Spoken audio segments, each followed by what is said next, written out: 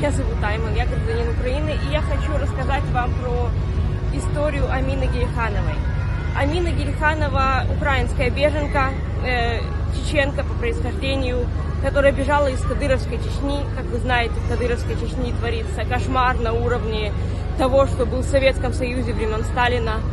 Людей похищают ни за что, родственников оппозиционеров похищают ни за что, даже не только оппозиционеров, а родственников тех, кто посмел сказать что-то против войны, или посмел пожертвовать деньги кому-то из украинцев, или чьи родственники живут в Украине, кого можно подозревать, что они воюют на стороне Украины.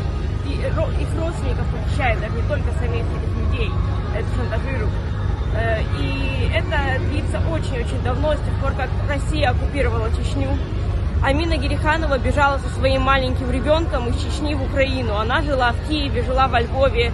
Россия, как всегда, обвиняет мусульман в том, что они террористы, если им не нравятся эти мусульмане, любых мусульман, даже ЛГБТ-мусульман, даже либеральных леваков мусульман, да не только мусульман, даже иногда атеистов, если это атеисты из Кавказа или они по происхождению крымские татары, если они из Татарстана. И Амину Гелиханову Россия обвинила в том, что она якобы поддерживала ИГИЛ в Сирии, и что якобы она в это время, когда она жила в Украине, якобы она жила в ИГИЛ. Конечно, СБУ проверила, Служба безопасности Украины проверила Амину Гелиханову. Оказалось, что все это время Россия сказала, она жила в Сирии, она же была в Украине, растила своего ребенка, жила как самая обычная украинская женщина.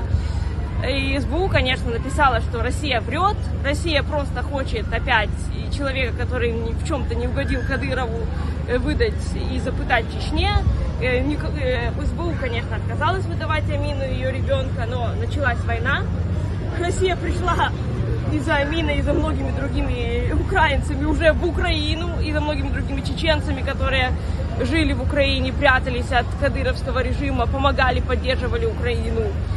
Россия пришла уже за этими людьми в Украину, началась война. Амина, как и многие другие женщины, которые бежали за своими детьми, бежала из Украины в Румынию, в другие, знаете, да, что когда началась война, многие люди бежали из Украины спасать своих детей, спасать себя. Амина попыталась получить убежище в Румынии.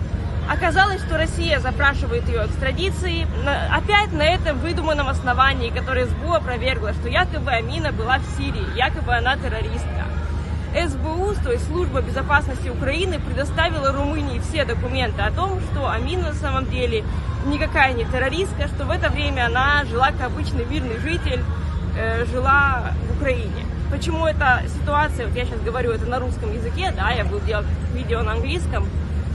Почему я считаю важным об этом говорить, на русском языке в том числе? Потому что я сейчас обращаюсь к оппозиционерам, к беженцам с постсоветского пространства. Не только к тем, кто интересуется делом Амины, это в основном чеченцы, а те, кто сейчас первый раз об этом слышит, в том числе к беженцам из моей страны, из Украины.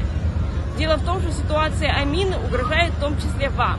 Если сейчас не убрать Россию из системы Интерпол и позволить стране-агрессору вот так вот запрашивать людей, которые им не угодны, точно так же, как сейчас на мусульман оккупированных территорий и на мусульман Украины, на мусульман России, Россия навешивает ярлык, ИГИЛовец террорист, она точно так же вот сейчас по телевизору российская пропаганда навешивает на украинцев ярлыки нацисты, фашисты. И точно так же вас могут запросить через Интерпол, если вот не остановить, если позволить России творить этот беспредел, вас могут запросить через Интерпол как фашистов или нацистов в будущем. То есть российское правительство, да, оно врет совершенно без какого-либо стыда. Оно будет дальше так же врать, если ничего не сделать. И почему дело Амины Гелихановой показательно? Потому что очень много, например, чеченцев, очень много других людей с Кавказа Россия запрашивала как террористов. Но вот так в наглую впервые это получилось, что запросила женщина, которая, то есть самая обычная женщина с маленьким ребенком, женщину разделили с ребенком по запросу России. И женщину, которая СБУ, то есть Служба безопасности Украины, страна, которая находится на который Россия напала, да, то есть Евросоюз, почему-то страна Евросоюза, Румыния, верит не Украине, а России. То есть это настолько наглая ситуация и настолько дико, если Амину вот сейчас не отпустят, что если Россия это позволит, она пойдет и дальше с этим. Спасибо всем за внимание.